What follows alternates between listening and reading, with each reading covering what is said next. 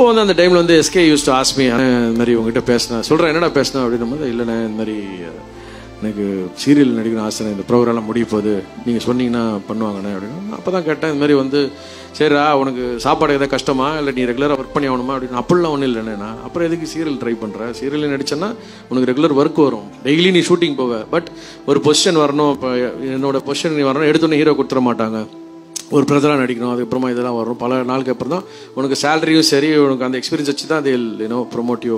So அதுக்கு நீ ஒரு 10 வருஷம் ஆகும். அந்த டைம்லலாம் அப்படி இருந்துச்சு. இப்போலாம் டக்குன்னு யூடியூப்ல இருந்தாலும் ஹீரோ ஆகிடலாம் அப்போல்லாம் அப்படி கிடையாதுல்ல பொறுமையாக தான் வர படிப்படியாக தான் வந்தாகணும்.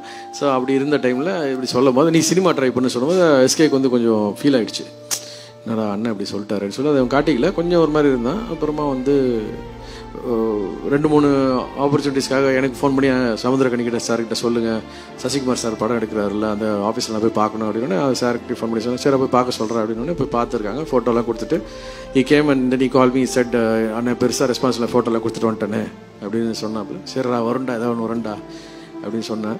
அதுக்கப்புறம் கட் பண்ணால் அதுக்குள்ளே 2 படம் முடிச்சுட்டு ஒரு ஸ்டேஜில் இதேமாதிரி ஒரு ஸ்டேஜில் தான் வந்து ஒரு கல்ச்சுரல்ஸ்க்கு ரோபோ நான் சிவா எல்லோரும் கெஸ்ட்டாக போயிருக்கோம். அப்போ ஸ்டேஜில் ஆல்ரெடி வாஸ் தேர். நான் வழக்கம் போல் காரெல்லாம் பார்க் பண்ணிட்டு மேலே வரது லேட் ஆகிடுச்சு.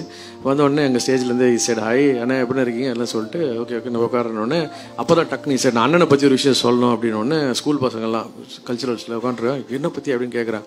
ஆமாம் அப்படின்னோடனே ஐயோ ஏதோ கலாய்க்க போகிறான் போகிறார் இதே அப்படின்னு நினச்சிட்டு இருந்தேன். அப்புறம் சொன்னாப்புல அண்ணா நான் வந்து இதுமாதிரி கேட்டவங்ககிட்ட ஞாபகம் இருக்கா அப்படின்னா ஆமாம் அப்படின்னு யோசிச்சுட்டு இருந்தேன். அப்போ நீங்கள் வந்து சீரியல்லாம் ட்ரை பண்ணது சினிமா ட்ரை பண்ணு அப்படின்னு சொல்லி அப்போ எனக்கு வேணான்னு சொல்லுவோம். நான் நினச்சேன் சரி அண்ணன்கிட்ட ஆசையை கேட்டு எதுவுமே வேணான்னு சொல்லிட்டாரு பட் இதுக்கப்புறம் என்ன சொல்கிறேன் ஐ ஃபீல் டிஜெக்டட் ரொம்ப ஃபீல் பண்ணிட்டேன் அப்படின்னாப்புல. ஆனால் இன்றைக்கி நான் வந்து ரொம்ப தேங்க்ஸ் சொல்கிறேன். அன்றைக்கி நான் ட்ரை பண்ணி அதுக்கப்புறமா நான் வந்து போய் அவ்வளோ கஷ்டப்பட்டு வந்ததுக்கப்புறமா தான் எனக்கு சினிமான்ற ஆப்பர்ச்சுனிட்டி கிடச்சிது. ப்ராப்ளி நீங்கள் சொன்ன மாதிரி நான் சீரியல் பண்ணியிருந்தேன்னா எனக்கு இந்த ஒரு ஓப்பனிங் கிடச்சிருக்குமா தெரில. I am very thankful to யூன்னு அப்போ சொன்னோன்னே எனக்கு உண்மையிலே ரொம்ப சந்தோஷமாக இருந்தது. ஸோ வளர்ந்தாலும் தன்னுடைய என்ன சொல்கிறது கடந்து வந்த பாதையை மறக்காத ஒரு நபர்னா அது சிவகார்த்திக். நீ ஆசைப்பட்டது எல்லாமே உனக்கு நடக்குது.